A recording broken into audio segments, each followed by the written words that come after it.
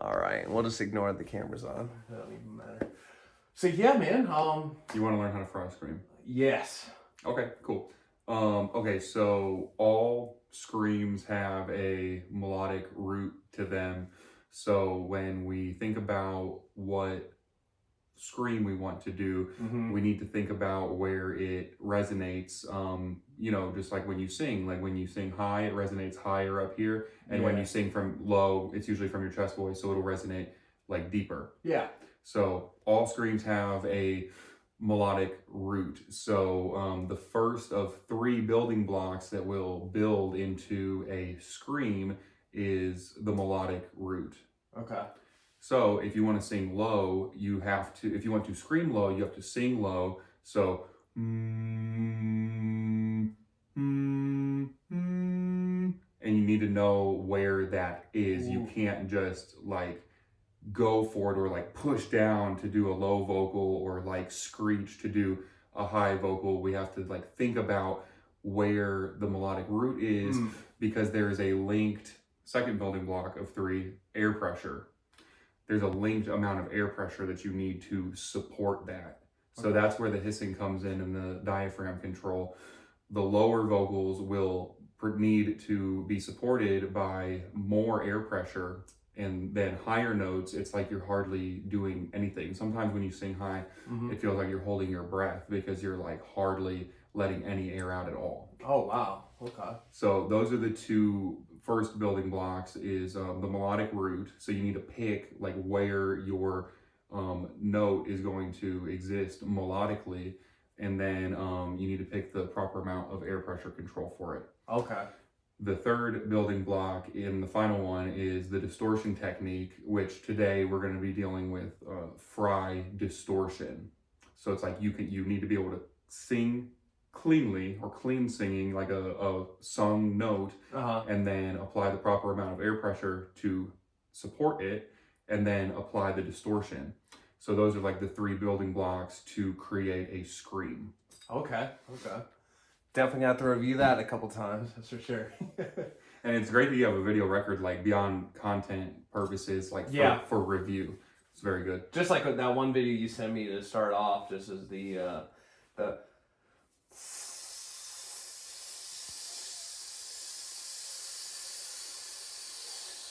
Now, am I doing it right? And does it matter on the like pressure that comes out, or is that what you're talking about when it comes to the layering of high, low? So you pick the amount of pressure just like you pick the melodic note, and what you're doing when you vocalize, you pick everything. So you need to essentially be able to pick when you give more air pressure and when you let off of it a little bit, but it has to be deliberate.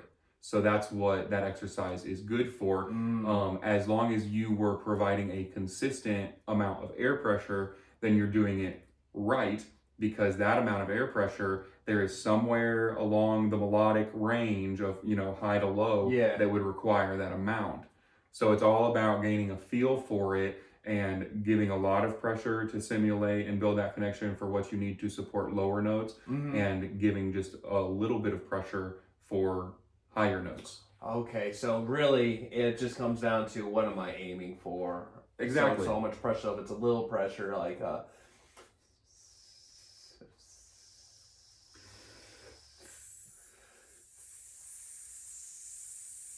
See, did you notice before how it was like not all the way through? It still has to be consistent. Like when you're singing high, like it is a consistent amount of air pressure, because you have to like provide that. Like when a note resonates correctly, you can feel it, and there's like a consistency to it. So like that is not just your vocal cords like vibrating at the correct rate. Higher notes, your vocal cords vibrating faster, and lower notes, they vibrate slower. It's not just that, it's the amount of air pressure that you're giving it. Okay, that's something that... See, that's just like another like little building block to understanding that, because when I was trying to do like different things in the studio, like higher pitch and all that, I'm like still trying to have a lot of air coming out, really trying to make it go up, and it's like not... It actually exacerbates me. So then I can't even go through the whole time with that verbal. So just focusing on how much airflow from the, and really make that as consistent as possible, not wavering. That's a good way. Okay. Yeah, and so like unless you're belting a high note, of course belting requires like a lot of push and a lot of air pressure. If you're singing higher, it requires less air pressure, but we perceive it as intense and think that it needs all this support when it's actually like the opposite. It needs less support, but it needs a consistent form of support, just lighter. Okay. So to add on the next, like this is like tier 2 of the hissing exercise now. So we've held it for a while. You did it for like, I don't know, maybe more than 5 seconds earlier. So that is of course for like a sustained note. Now do the hissing exercise, but do it staccato, where you pick the amount of air pressure that you want to give, but instead of holding it,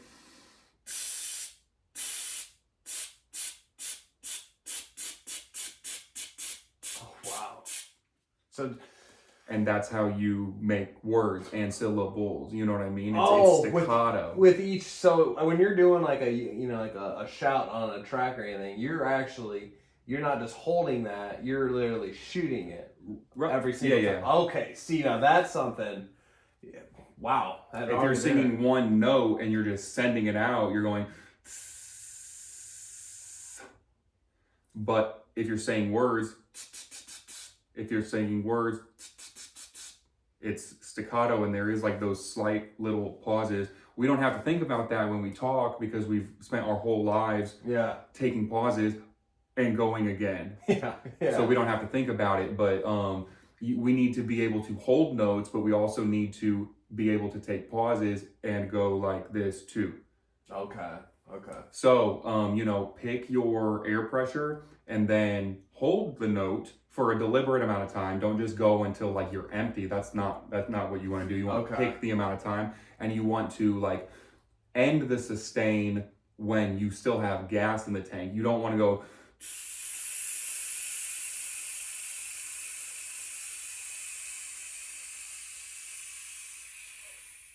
You don't want to do that. You are better off taking that larger breath and then using your air smartly and wisely, and then cutting it. Oh, dude, that's like a complete hack, because in the studio, when I be going at things, I'm trying to like all the way till like I'm almost done. Then it's like, all right, let's hope I can get a breath in without the actual track picking up me breathing in, and then that can actually throw off the whole vibe of the rest of the song, because it's like there's like a cut in there. So it's really just about like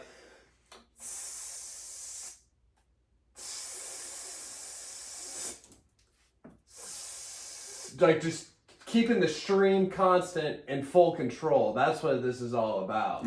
Okay. Yeah, that being deliberate. And sometimes we're gonna hold it like that, but then other times we're just gonna be staccato the whole time.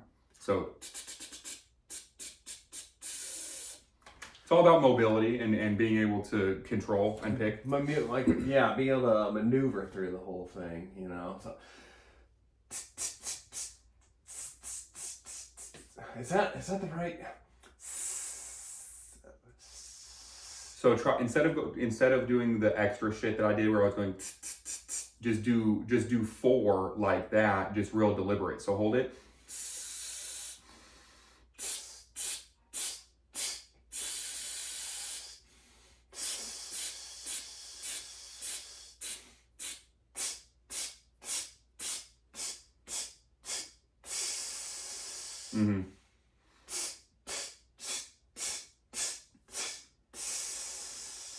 So the spacings that we're doing with these staccato exercises it's totally arbitrary, because not that it doesn't matter, we should try to do all types of things and be flexible, but ultimately, like, what are we doing it for? We're doing it for the performance. Okay. So, when you have lyrics that you've chosen, or you have like vocal phrasings that you're going to deliver, that is what you really need your control for. And all of these random like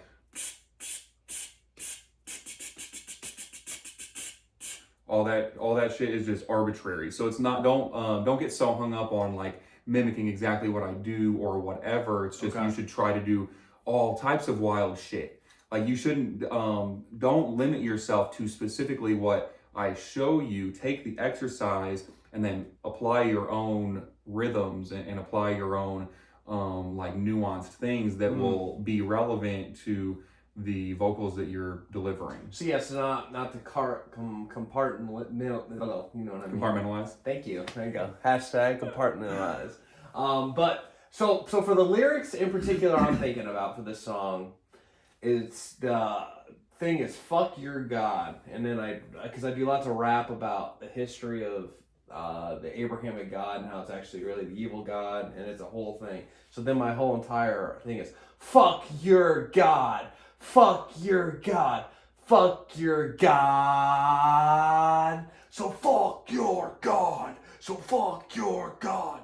So fuck your God. So I'd like to be able to have a low end and then also have like on the back end like fuck your God. But that one's gonna be way fucking that one's gonna be tougher. So I will say, okay, so you have the cadence that you have a cadence in mind. So, you know, you can apply the breathing exercises to that phrasing. Okay. Very easily.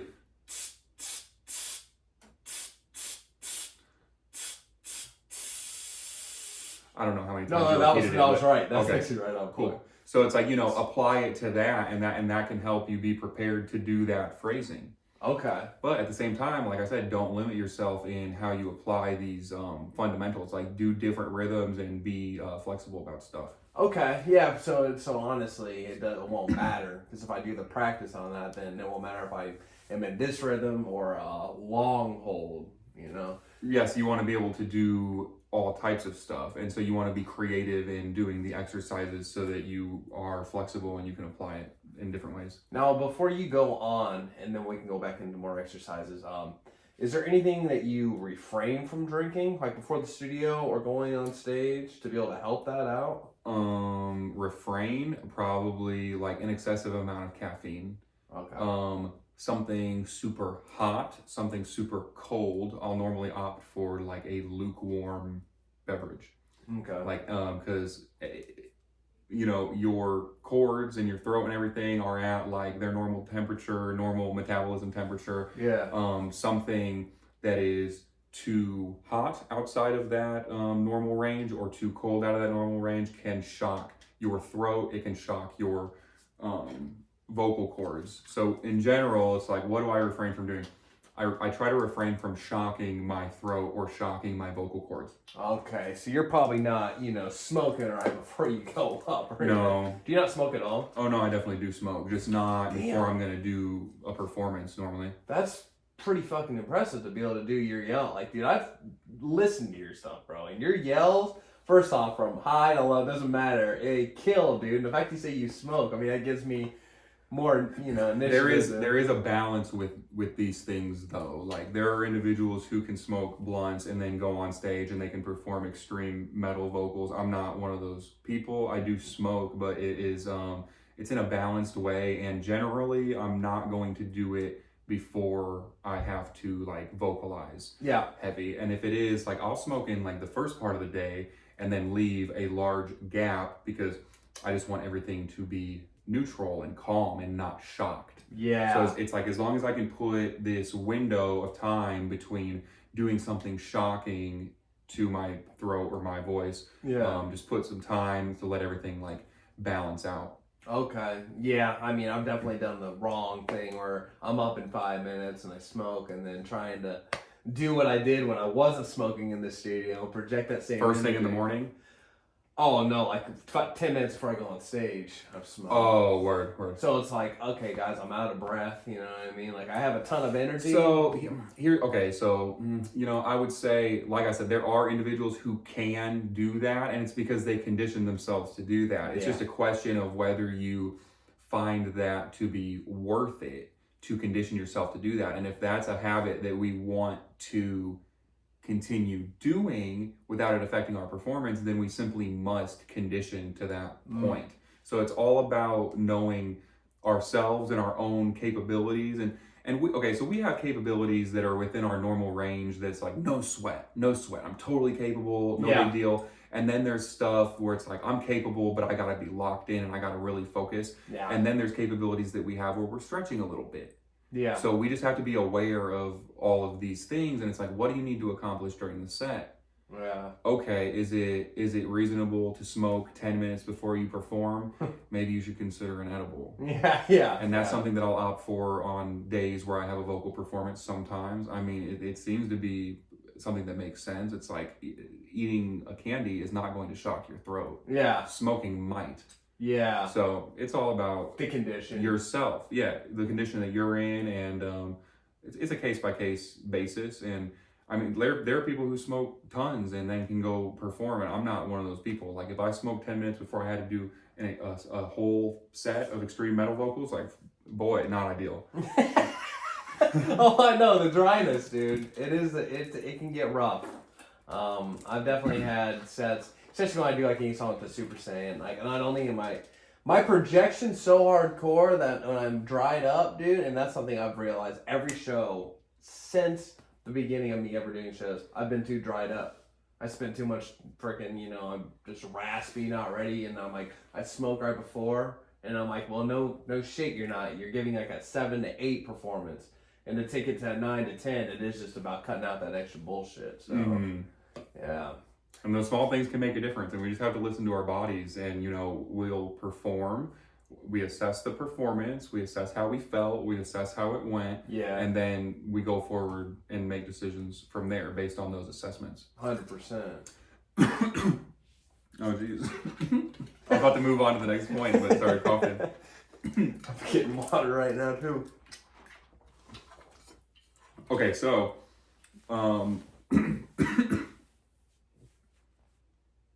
we can move forward a little bit. So, we've talked about the 3 building blocks, which are melodic root, air pressure control, and then distortion technique. Mm-hmm.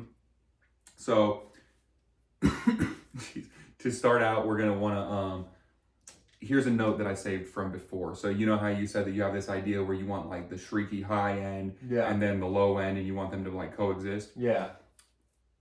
So we might think that the shrieky high end is going to be like harder to get to, and it's because it is. When we speak from our normal voice, like this is where I exist, this is like where I talk from, that's where I'm going to be able to make my most comfortable death metal vocal out of, because it's where I fucking talk from every single day. And the same way, it's going to be likely the same way for you, because you activate your chords more in this range of, the normal speaking voice. Right here. Not like all the way up here. Or like, oh, this isn't how we speak.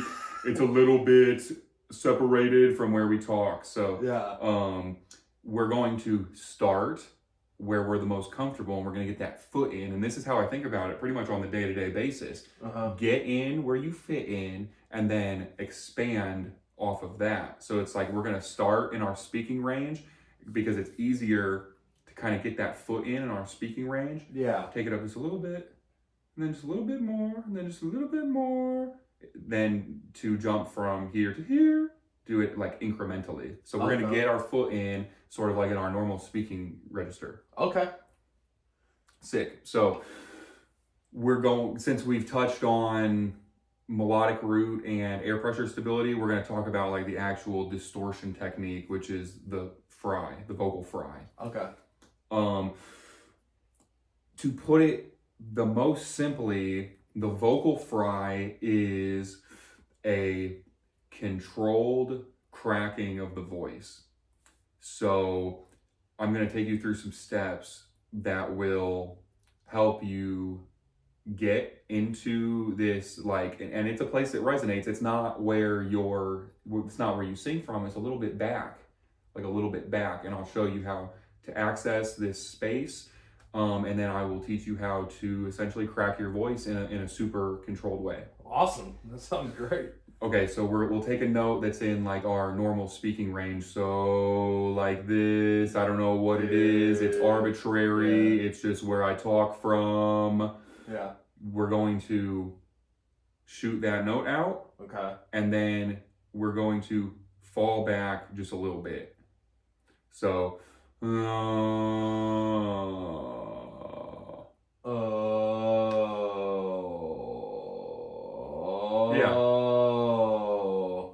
Yeah, so when you fall back, you'll start to hear the vocal cords slap together. So listen, it's a. Have you seen the movie The Grudge? Yeah, yeah. Okay.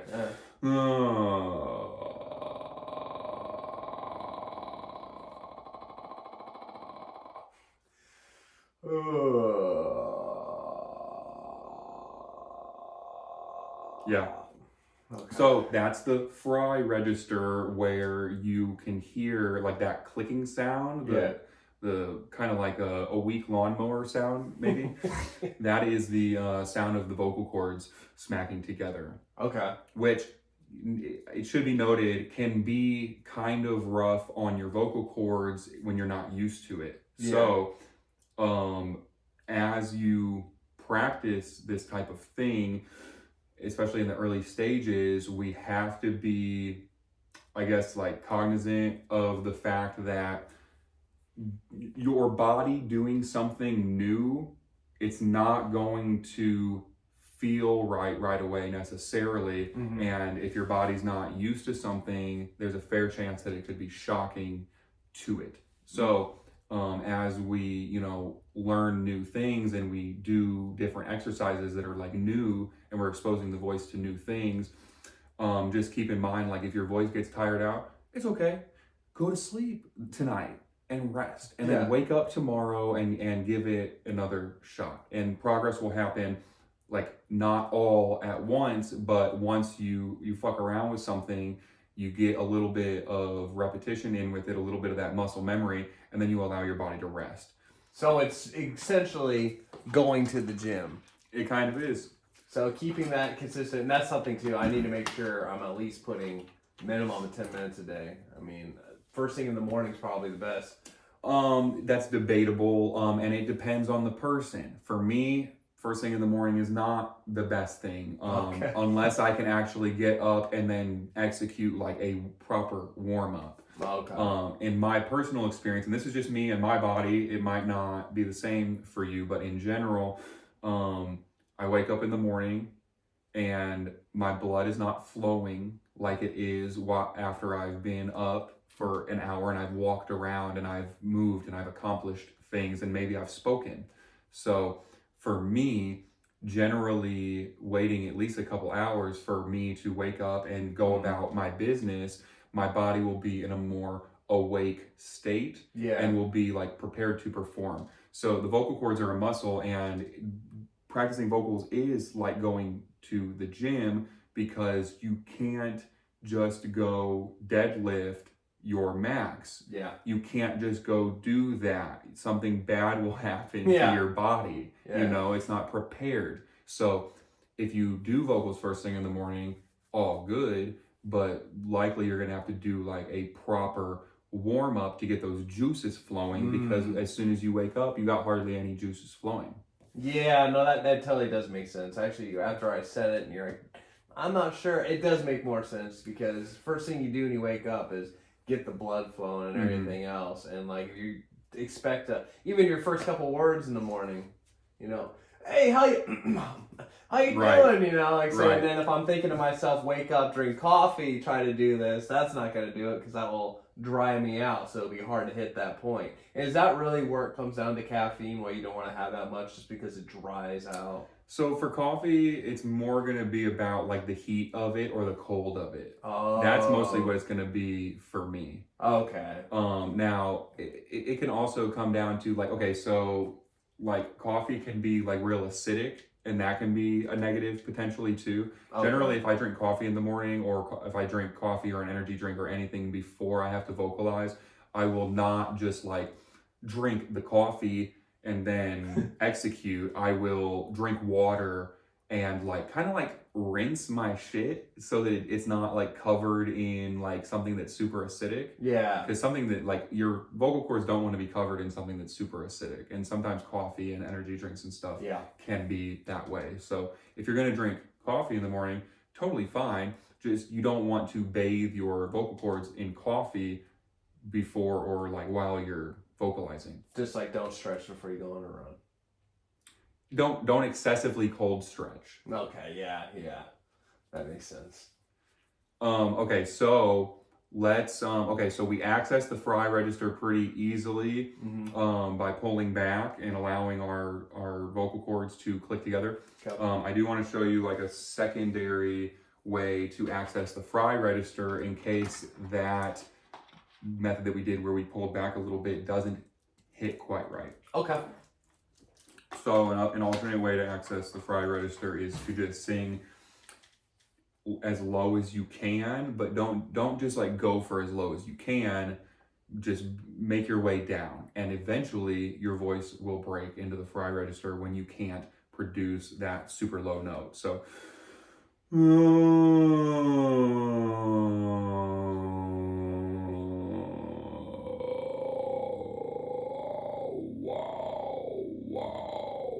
I can't sing that low. So when I push, and you know, we can train ourselves too, but that's not the point. The point that it gets into the fry register is like arbitrary based on your range. So it's just like as soon as you can't properly support that super low note, it will break into a fry. Okay. So like, So you jump straight into it. So sing from your speaking voice and then descend. Okay.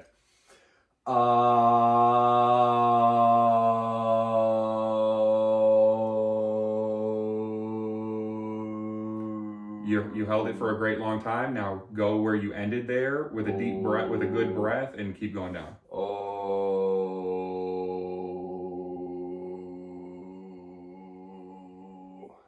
You're lingering a little bit. Try to descend quicker. So start from like a lower point.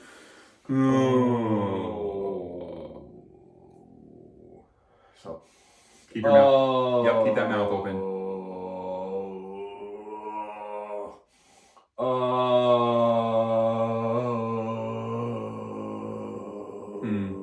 I think that's some false chord activation, which is a different distortion technique. So we want to lean a little bit away from that. Okay. So let's see where you can the low point that you can sing from.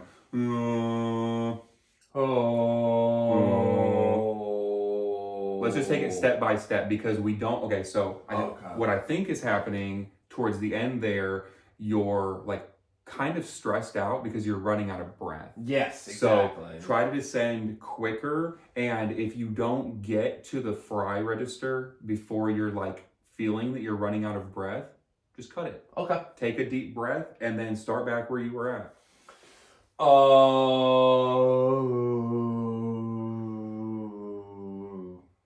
So you have a habit of closing your mouth up when you do a low vocal because mouth shape has a lot to do with how a vocal sounds. Yeah. So we're just gonna leave our mouth open.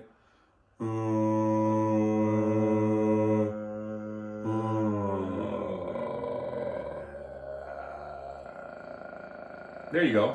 So cut it. You did it. So do it again. Descend into it. Cool. That's good. Okay. That's good. So now, for the record, we have two ways to access this fry register. We can go from and fall back, or we can fall down. So there's or